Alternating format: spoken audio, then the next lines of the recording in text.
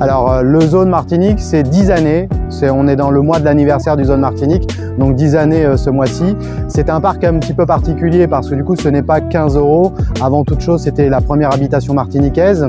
Ça a été ensuite un jardin botanique et donc il y a 10 ans, la faune du biotope anti-Guyane a été insérée dans cet écrin qui est l'habitation La Touche. Alors on a prévu des rendez-vous avec nos visiteurs, avec les enfants. Tous les vendredis, il y a des animations. Alors tous les jours, il y a des animations animalières et tous les vendredis, il y a un jeu organisé, disponible à l'accueil pour nos visiteurs. Alors on a à peu près 40 espèces qui représentent entre 350 et 400 individus, tout sur les 3 hectares donc, du parc.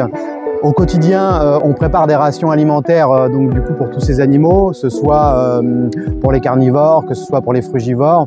Et donc du coup, on a une personne sur les 15 qui travaillent au Zoo de Martinique qui tous les jours fabrique les rations alimentaires à distribuer le jour même à nos pensionnaires. Alors du coup, notre vocation première, c'est avant tout de présenter au public le biotope anti-Guyane. Il faut savoir que le biotope anti-Guyane, c'est 95% de la biodiversité européenne.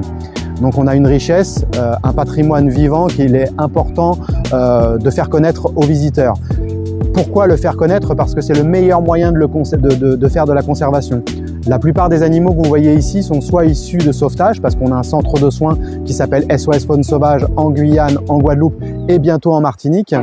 Donc c'est des animaux qui sont issus de braconnage, de saisies administratives que dans un premier temps, on essaye de relâcher en milieu naturel et quand malheureusement ils sont perdus pour la nature, on essaye de leur proposer, de leur offrir une seconde vie dans nos parcs. Donc vous avez déjà cette population qui est présente au sein de nos parcs avec cette histoire et vous avez une deuxième partie des animaux qui sont des animaux qui rentrent dans le cadre d'un programme EEP. C'est un programme de protection européen qui vise effectivement à étudier, comprendre, conserver et l'aboutissement de tout ça, c'est la réintroduction en milieu naturel quand c'est possible et quand c'est nécessaire.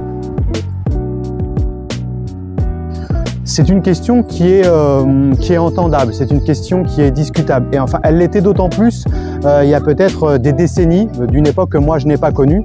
Mais il faut dire que notre métier a évolué au fur et à mesure de ces décennies et aujourd'hui, la question ne se pose même pas. La présence et l'existence des parcs animaliers tels que peut être le Zoo de Martinique ou d'autres de nos confrères sur l'Hexagone ou en Europe ou même dans le monde entier, aujourd'hui c'est le seul rempart à l'extinction de la biodiversité mondiale. Les programmes de protection de ces espèces ne sont financés pratiquement à 90% que par ces institutions.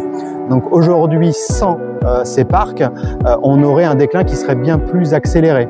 Et il faut savoir que les espèces présentes dans nos parcs, ce ne sont pas des animaux prélevés dans la nature.